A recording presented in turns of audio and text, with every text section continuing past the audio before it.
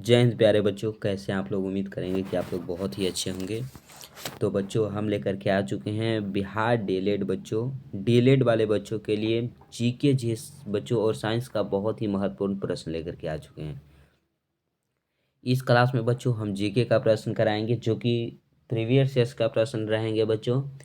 DElEd में साथियों previous years के प्रश्नों से बहुत ज़्यादा पूछे जाते हैं, इसीलिए हम प्रीवियस ईयर्स लेकर के आ जाते हैं बच्चों आपके लिए, ताकि आपके एग्ज़ाम में कोई दिक्कत ना हो। यहाँ से कुछ एग्ज़ाम आ जाए, यानी कि 30% बच्चों प्रश्न जो है आपको प्रीवियस ईयर से देखने को मिलेगा। तो आपको बच्चों हम ये इसीलिए प्रीवियस ईयर्स कराते हैं। तो एक बार जल्दी से सभी बच्चे सेशन को लाइक कर देंगे और दोस्तों में शेयर करके बच्चों सभी बच्चे जुड़ जाइएगा, क्योंकि यहाँ से बहुत ही फ़ायदे होने वाले हैं। जीके जिसका निचोड़ बताया जाएगा साथियों, एक भी प्रश्न ऐसा नहीं होगा जो आपको एग्जाम में नहीं मिलेगा और नहीं बनेगा, सभी प्रश्न बनेंगे। तो इतना काम कीजिए।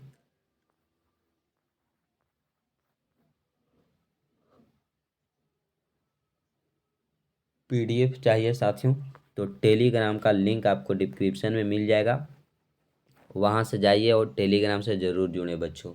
वहाँ पीडीएफ और डेली क्लास का इन्फॉर्मेशन मिलेगा। ठीक है, चैनल को हो सके तो सभी बच्चे सब्सक्राइब कर करके घंटी को दबाकर बेल आइकन को ऑल पे सेट कर लेंगे, ताकि जब भी क्लास अपलोड करें उसका नोटिफिकेशन मिले। टेलीग्राम से जुड़े रहिए, क्लास का इन्फॉर्मेशन आपको वहाँ दिया जाएगा। तो चलते हैं, टाइम वेस्ट ना करते हुए हम और आप मिलकर के सेशन को आगे बढ़ाते हैं। पहले प्रश्न पे आते हैं बच्चों। पहला प्रश्न कहता है कि विकास की स्थिति के आधार पर संसाधनों को खाली स्थान के रूप में वर्गीकृत किया जा सकता है। देखिए बच्चों, संसाधन को किस रूप में वर्गीकृत किया जाता है?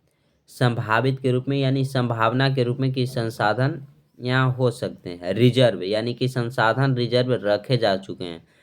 विकसित, यानी कि संसाधन जो है वो विकसित हो रहा है।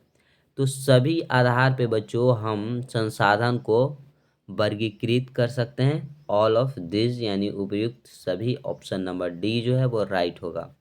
क्वेश्चन देखिएगा, 19/10/2022 सेकंड शिफ्ट का है। ठीक है बच्चों, अगला प्रश्न देखिए क्या है। अपने अस्तित्व के दौरान 17 राष्ट्र संघ में सदस्यता वापस ले ली। निम्नलिखित में से कौन राष्ट्र संघ से अलग नहीं हुआ? कौन जो है वो राष्ट्र संघ से अलग नहीं हुआ? India, Honduras, Spain, Brazil. अब ये देखिएगा, राष्ट्र संघ के बच्चों आपसे स्थापना पूछ सकता है। ये जो राष्ट्र संघ दिख रहा है, इसका स्थापना कब हुआ? स्थापना की अगर बात करें बच्चों, तो इसकी स्थापना हुआ है 10 जनवरी 1920 में राष्ट्र संघ की स्थापना हुई। और ये स्थापना किया किसने बच्चों? तो स्थापना करने वाले व्यक्ति थे अमेरिका के राष्ट्रपति। अमेरिका के बच्चों राष्ट्रपति वुडरो विल्सन ने स्थापना किया। अमेरिका का राष्ट्रपति वुडरो विल्सन।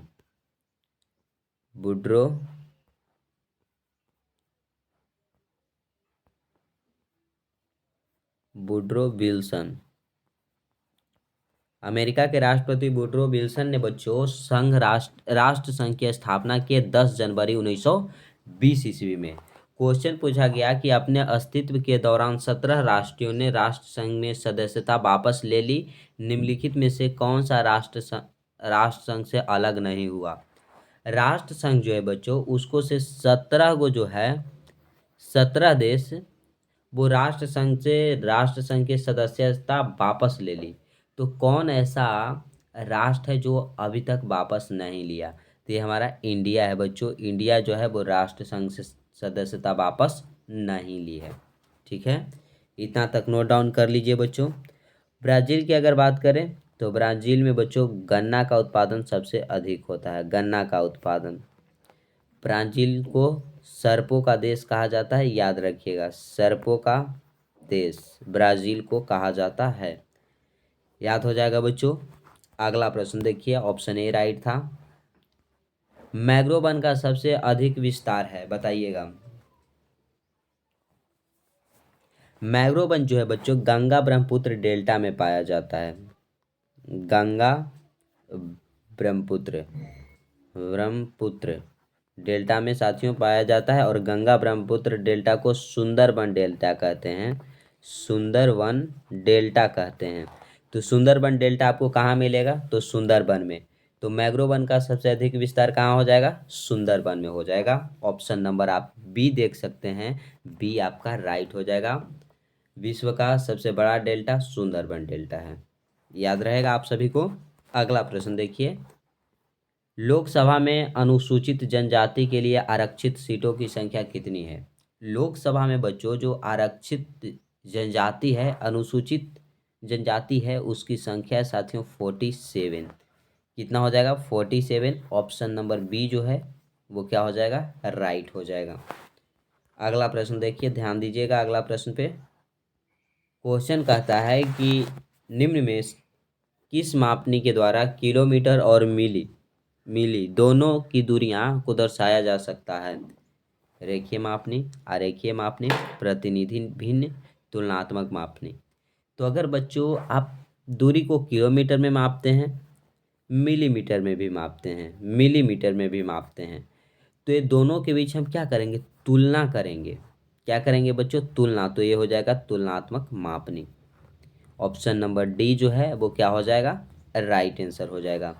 अभी तक जो बच्चे शेयर नहीं किए हैं वो बच्चे शेयर कर देंगे, अपने दोस्तों में शेयर कर दीजिएगा। सेशन बच्चों ये बहुत ही अच्छा होने वाला है आपके लिए, आपके एग्ज़ाम के लिए। और आज बच्चों आपका फॉर्म फिलअप करने का लास्ट डेट है, आप लोग ज़रूर फॉर्म को भर लीजिएगा ताकि आप लोग भी एग्ज़ाम दे सकेंगे। क्वेश्चन देखिएगा ये क्या है, भारत के संविधान में निम्नलिखित में से कौन समानता के अधिकार में शामिल नहीं है? समानता के अधिकार में शामिल कौन नहीं है, बताइएगा। तो ये देखिएगा बच्चों, जो समानता का अधिकार है ना, समानता का अधिकार, ये आता है बच्चों आपका आर्टिकल 14 से लेकर के 18 तक। समानता के अधिकार की बात करें तो 14 से 18 समानता के अधिकार से संबंधित है, ठीक है।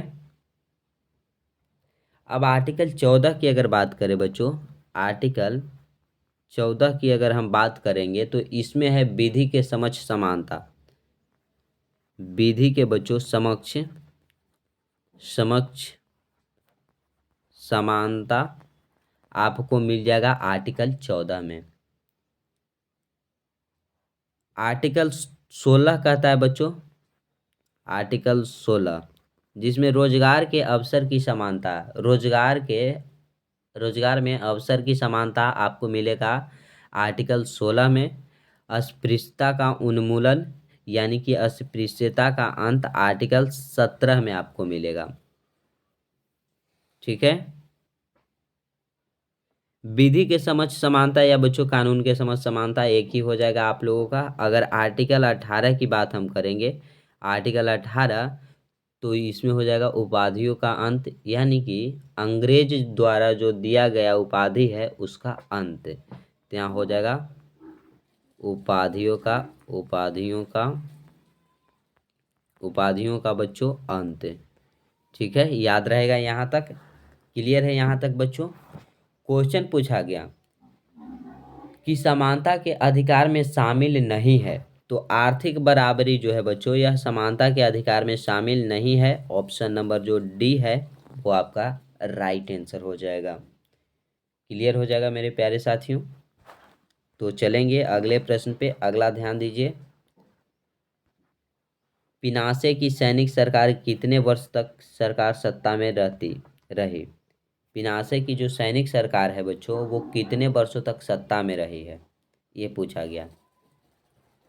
तो देखिए, पिनासो की जो सैनिक सरकार था इसका बच्चों तख्ता पलट हुआ था और इसका सरकार बना था 1973 में। फिर बच्चों पिनासो की सरकार जो है पुनः लोकतांत्रिक सरकार बना 1990 में। पुनः बच्चों अगर पूछे कि लोकतांत्रिक सरकार कब बना पिनासो की सैनिक ने, तो ये बना 1990 में। तो अब ये दोनों के बीच डिस्टेंस देख लीजिएगा 17 वर्ष। तो जो पिनासो की सैनिक सरकार है यह 17 वर्ष तक सत्ता में रहे। ऑप्शन नंबर जो सी है वो राइट हो जाएगा। क्लियर हो जाएगा बच्चों। कमेंट बॉक्स में ज़रूर सभी बच्चे कमेंट कर दीजिएगा सेशन कैसा लग रहा है। और डेली क्लास अगर नहीं करते हैं तो बच्चों डेली का क्लास आप लोग सभी बच्चे करेंगे। इनमें से किस राज्य में मैंग्रोव वन पाए जाते हैं? मैंग्रोव वन बच्चों बताइएगा कहाँ पाया जाता है? बिहार, झारखंड, उत्तराखंड, पश्चिम बंगाल। तो मैंग्रोव वन जो है बच्चों सुंदरबन डेल्टा में पाया जाता है और ये पाया जाता है आपका पश्चिम बंगाल में। ऑप्शन नंबर क्या हो जाएगा? ए आपका राइट हो जाएगा। पश्चिम बंगाल में साथियों चावल का उत्पादन सबसे अधिक होता है। जूट का अगर उत्पादन की बात करें तो सबसे अधिक होता है। झारखंड में कोयला का अगर पूछा जाए बच्चों कि कोयला का उत्पादन सबसे अधिक भारत के किस राज्य में होता है, तो झारखंड के झरिया में होता है। झरिया में कोयला का उत्पादन सबसे अधिक होता है। क्लियर हो जाएगा साथियों। अगले प्रश्न पे चलेंगे। अगला देखिएगा क्या है। मक्का किस प्रकार की मिट्टी में अच्छी तरह से बढ़ता है? मक्का जो है वो कौन से प्रकार की मिट्टी में अच्छी तरह से बढ़ता है? काला, हल्का डोमैट, पुरानी जलोढ़, इनमें से कोई नहीं। तो मक्का जो है प्यारे साथियों हल्की डोमैट यानी कि बलुई मिट्टी होनी चाहिए, हल्का बालू वाली मिट्टी, उसमें अच्छी तरह से बढ़ता है। ऑप्शन बी राइट हो जाएगा। काली मिट्टी बच्चों कपास की खेती के लिए बहुत ही उपयोगी है और कपास की खेती सबसे अधिक महाराष्ट्र में होता है, क्योंकि महाराष्ट्र में काली मिट्टी की मात्रा सबसे अधिक है। काली मिट्टी को आप रेगुर मिट्टी भी कह सकते हैं। रेगुर बच्चों, रेगुर,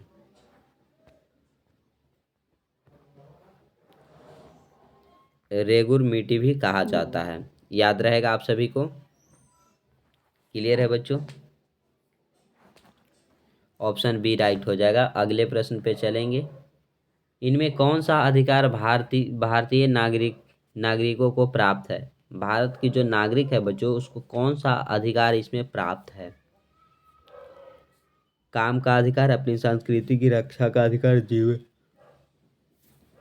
जीविका का अधिकार, या वृद्धावस्था में भौतिक गारंटी का अधिकार? तो अपनी सांस्कृतिक की रक्षा का जो अधिकार है बच्चों यह भारतीय नागरिकों को क्या है? प्राप्त है। ऑप्शन नंबर बी जो है वो राइट हो जाएगा। अगला आता है इनमें से कौन परिवहन का मार्ग है? कल के क्लास में भी ये प्रश्न आया था बच्चों, तो इसे याद कीजिएगा क्योंकि बार बार आ रहा है, तो समझिए कि ये एग्जाम के लिए बहुत ही इम्पोर्टेंट है। परिवहन का मार्ग आपसे पूछा जा रहा है कौन नहीं है? तो सड़क बच्चों हमारे परिवहन का सबसे अच्छी साधन है। सड़क से हम लोग कहीं भी जाते हैं तो सड़क से चले जाते हैं। जल से बच्चों अगर आप नाव से कहीं पार होते हैं तो जल से पार हो जाइएगा।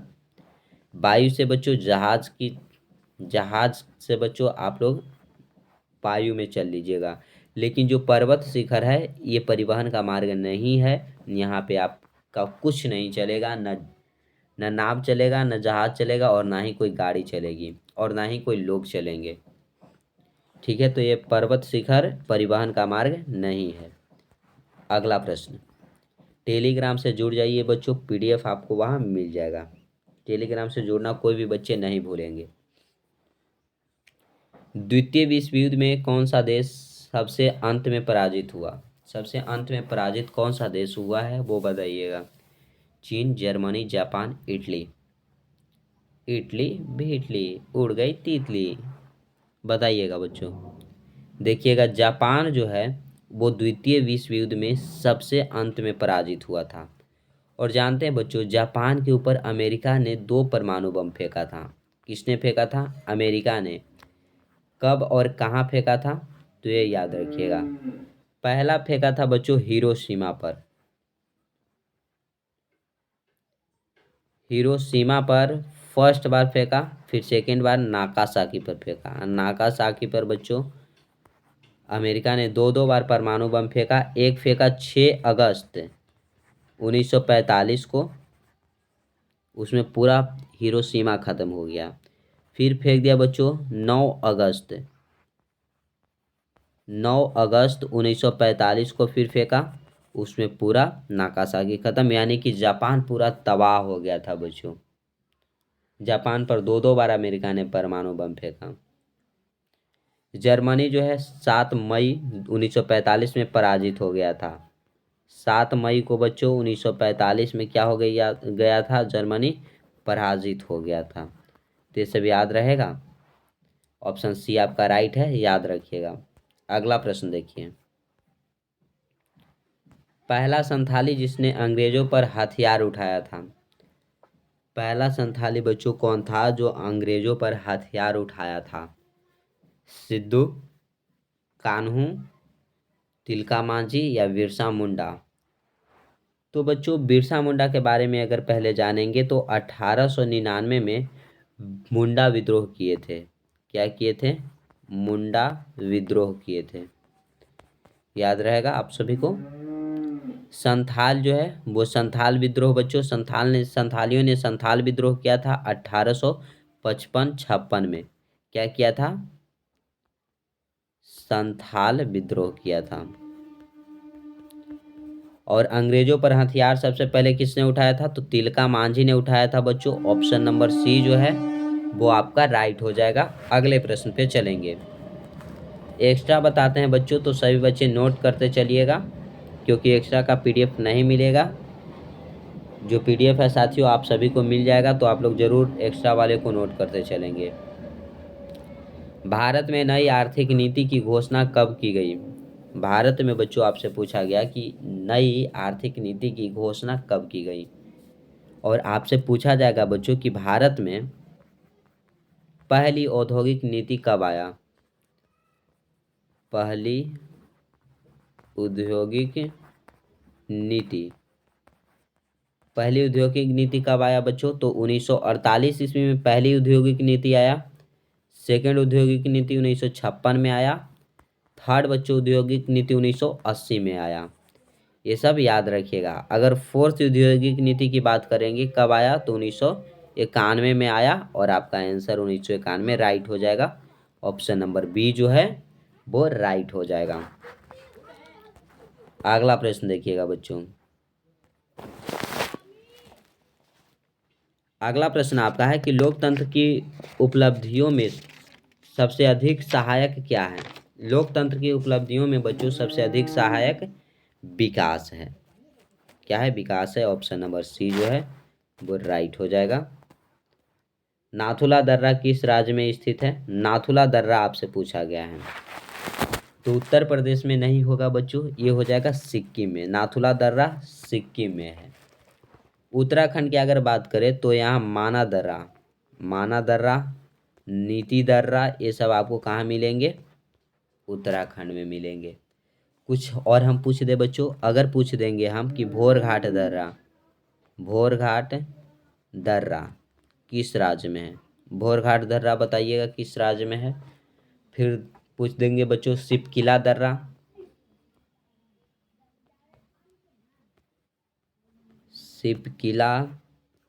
बच्चों सिपकिला दर्रा किस राज्य में है? ये दो को बता दीजिएगा। देखिए भोरघाट दर्रा की अगर बात करें बच्चों तो ये महाराष्ट्र में है। कहाँ स्थित है? महाराष्ट्र में। सिपकिला दर्रा हिमाचल प्रदेश में हो जाएगा, हिमाचल प्रदेश में। यहाँ तक क्लियर हो गया बच्चों। ऑप्शन बी आपका राइट हो जाएगा। अगला प्रश्न ध्यान दीजिए। बिहार में अति जल दोहन से किस तत्व का संकेंद्रण बढ़ता है? बिहार में अति जल दोहन से बच्चों आर्सेनिक का संकेंद्रण जो है वो बढ़ता है। ऑप्शन बी राइट हो जाएगा। अगला प्रश्न देखिए। बोस्टन की चाय पार्टी घटना कब घटी? बोस्टन की चाय पार्टी की घटना बच्चों कब घटी? तो देखिएगा बोस्टन जो पड़ता है आपका अमेरिका में पड़ता है। कहाँ पड़ता है? अमेरिका में। और चाय पार्टी की जो घटना है वो 1773 में घटी। 1700 बच्चों 73 में घटी। क्लियर है? सी राइट हो जाएगा। अगला प्रश्न, स्पिनिंग जेनी का आविष्कार कब हुआ? तो स्पिनिंग जेनी जो है बच्चों इसका आविष्कारक हो जाएंगे जेम्स हरग्रीव। हरग्रीव ने स्पेनी जेनी का आविष्कार 1765 ईस्वी में किया। ऑप्शन ए जो है वो राइट हो जाएगा। 1765 में जेम्स हारग्रीव ने स्पिनिंग जेनी का आविष्कार किया। और ये रहा आपका लास्ट प्रश्न। निम्नलिखित में से कौन सा राज्य तेल का सबसे पुराना उत्पादक है? तेल का सबसे पुराना उत्पादक बच्चों कौन सा राज्य है, बताइएगा साथियों। तो ये हो जाएगा असम आपका, ठीक है। अगर पूछा जाए कि भारत में सबसे पहले तेल कारखाना, सबसे पहले बच्चों प्रथम तेल जो है वो कारखाना कहाँ स्थापित हुआ, तो डिगबोई में हुआ था। डिगबोई में बच्चों सबसे पहले तेल कारखाना जो है वो स्थापित हुआ था 1901 ईस्वी में, याद रखिएगा। और असम बच्चों सबसे पुराना तेल उत्पादक है, राज्य, सबसे पुराना तेल उत्पादक राज्य असम। तो आज यहीं तक रखेंगे बच्चों, क्योंकि 20 प्रश्न लेकर के आते हैं सेशन में। उम्मीद करेंगे बच्चों ये सेशन सभी बच्चों को अच्छा लगा होगा। तो लाइक ज़रूर करेंगे, शेयर ज़रूर करेंगे बच्चों अपने दोस्तों में। इतना काम ज़रूर कीजिएगा, शेयर करने का काम तो ज़रूर कीजिएगा बच्चों, ताकि आपके दोस्त लोग भी पढ़ सकेंगे। चैनल को हो सके तो सभी बच्चे सब्सक्राइब कर करके घंटी को दबाकर बच्चों बेल आइकन को ऑल पे सेट रखिएगा, ताकि नोटिफिकेशन मिले और आप डेली का क्लास अटेंड कर सकेंगे। पीडीएफ चाहिए अगर बच्चों क्लास का, तो टेलीग्राम का लिंक आपको डिस्क्रिप्शन में दे दिया गया है, आप वहां से जाइए और टेलीग्राम से ज्वाइन हो जाइए बच्चों, ठीक है। तो आज हम यहीं तक रखेंगे, आज के लिए बस इतना ही। जय हिंद प्यारे सेठनियों।